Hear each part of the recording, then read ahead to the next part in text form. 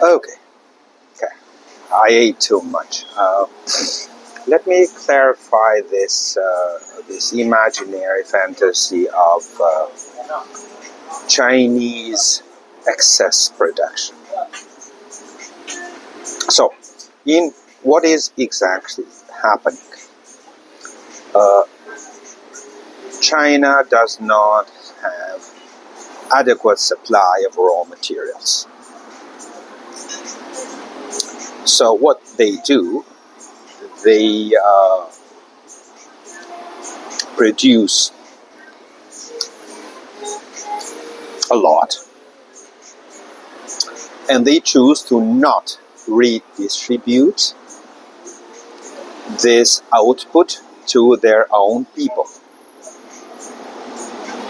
It's not that they don't want to, but they want to use a portion of this output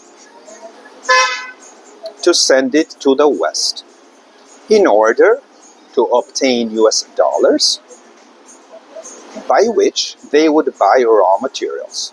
And that completes the closed circle.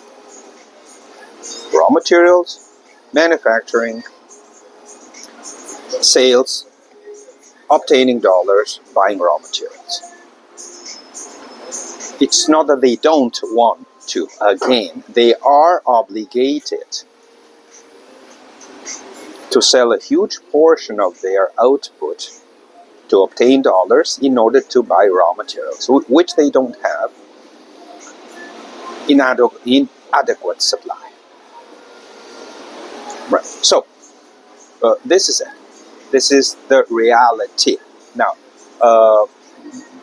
let's talk about the narrative, the imaginary fantasy. China has excess production. I used to think that the elites lied to the people about that, but actually I now believe that that they believe their own lies.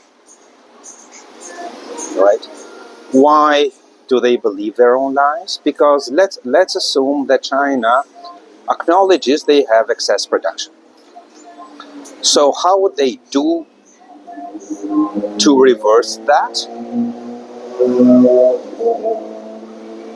Right? That would mean that they would shut down their own factories.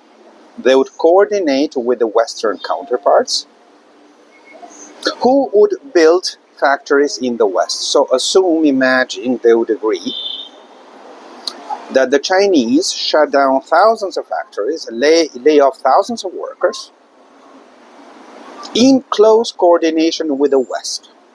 So they would agree that today I'm going to shut down 20 factories, lay out 100,000 people. At the same time, I'm going to help the West to build 20 factories and lay off and employ 100,000 people. You see how stupid that is? So this is in a nutshell the imaginary fantasy of Chinese excess production. Is the elites lying to themselves about the economic implosion because of the supply chains. That's all it is. Yeah, okay.